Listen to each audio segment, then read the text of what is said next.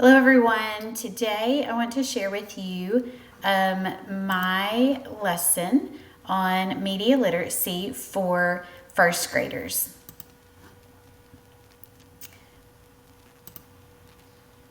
Here are the Common Core standards that would be addressed or met in this lesson.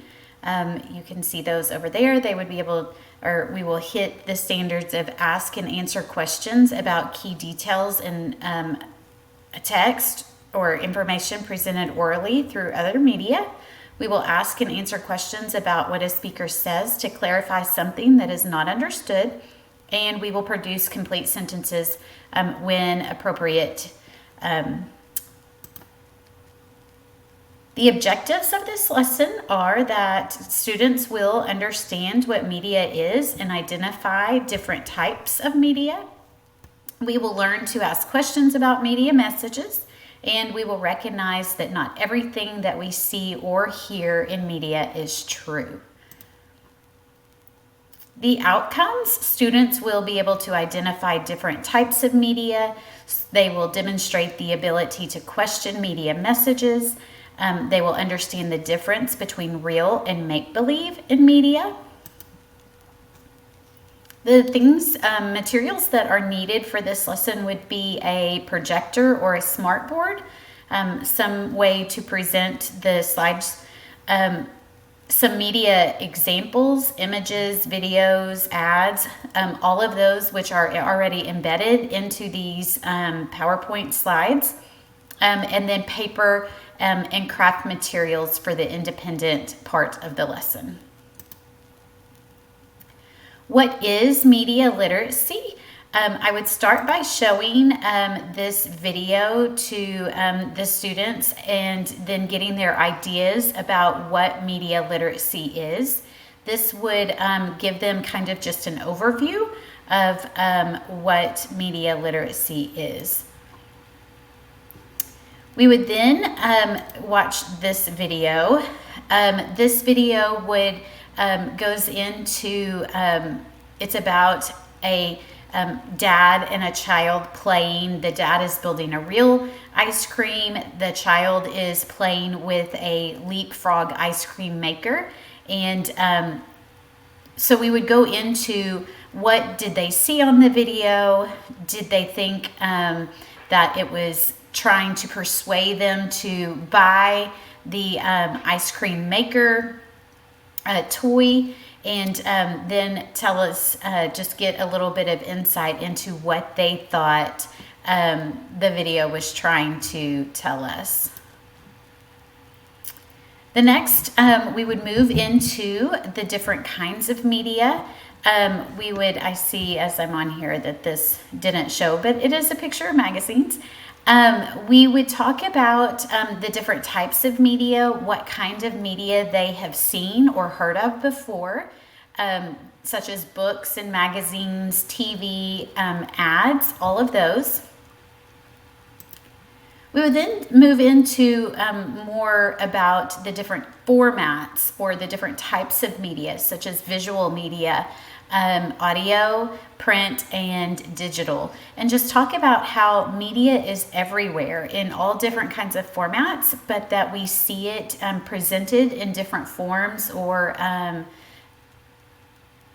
different formats.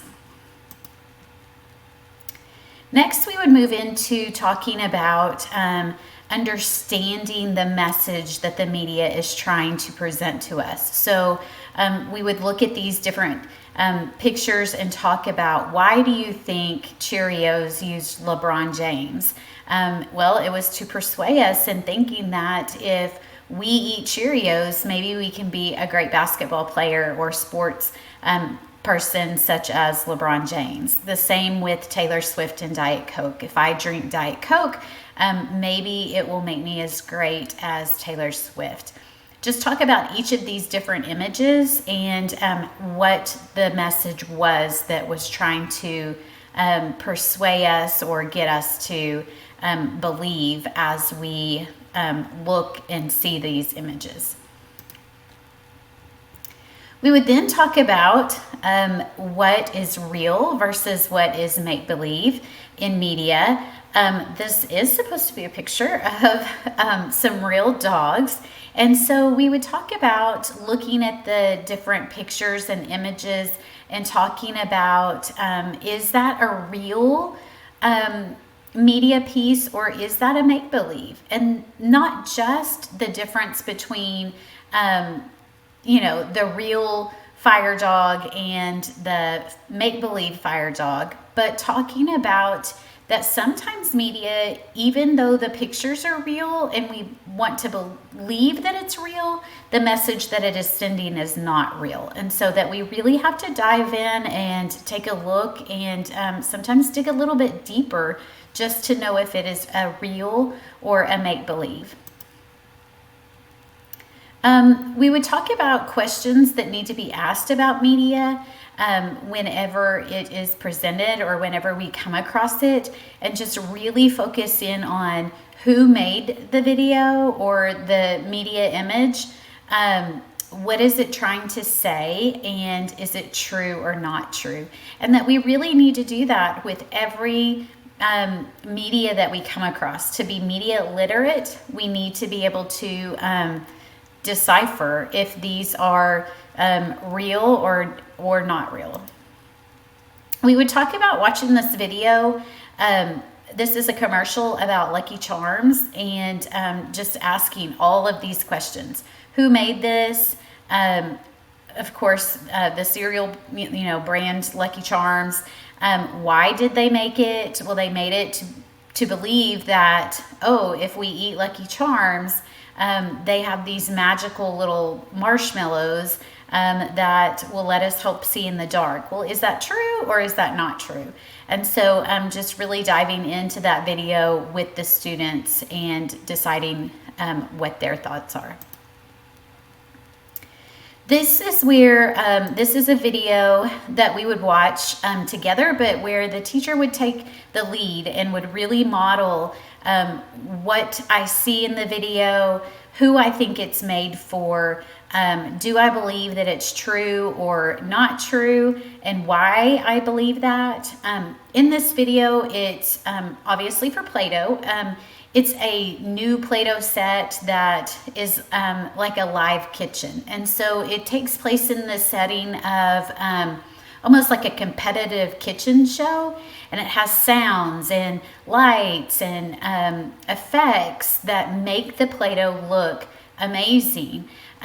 You can even see on the pictures how great these food look. And so just really diving in and talking to the students about, if we were to go and get this set, would our Play-Doh food really look like this? Would it make the sounds? Would it have the smells that are presented in the video? So really just digging in, but that would be this would be where I, as the teacher, really take the stand in helping the students understand the questions that they need to be asking and why those questions are important. Then we would partner up. This is where I would allow students to get in a group or with a partner and really decipher and dig deep into this image. I would ask them who they think the image was made for, who made the image, and if they think it's a real or a make-believe. And then talk about all of those things after I give them the opportunity to discuss with each other. Then we would look at it as a whole group and decide, if I go and buy that Monopoly game, do I really believe that that's going to make my family be able to sit down and play and have smiles on our faces like this family? Then it would be their turn to do some independent work. I would give them, as the teacher, a paper, just a blank paper, and some markers or crayons or some other kind of artistic tool for them to be able to create their own piece of media. I would ask them to really keep in mind what message they're trying to share or to portray and who they're trying to share that with. After they have time to work on their paper and their media message, I would then let them gather back as a whole group, and we would share those out. So asking the questions, what was the message they were sharing, who were they sharing it for, and is it real or make-believe? After that, we would go back and review all the things about what the different types of media are, the difference between real and make-believe media, and how we can decipher that or tell that. We would give some examples and see if the students could give examples, and then really just reiterate why it's really important to critically think about media and every piece that we hear or see. This would be a time to ask questions. The students could ask any questions that they have about media literacy or about the lesson. To end, we would watch this video and just really talk about why it's really important to be a good media literate person. Talk about how to practice it at home, practice it at school, and just kind of end on this video that really talks about why it's important to be media literate. The assessments that you could use in this lesson would be formative through observations and guided practice, and summative. You could use the paper that they created as a summative assessment. Some of the modifications that could be made is for those ELL learners, you could embed different language videos if needed, so that they could understand that a little bit better, use simpler language. For those learners that need additional support, you could just do one-on-one practice with them as needed. And then for those advanced students, you could really challenge them with more complex videos of harder media.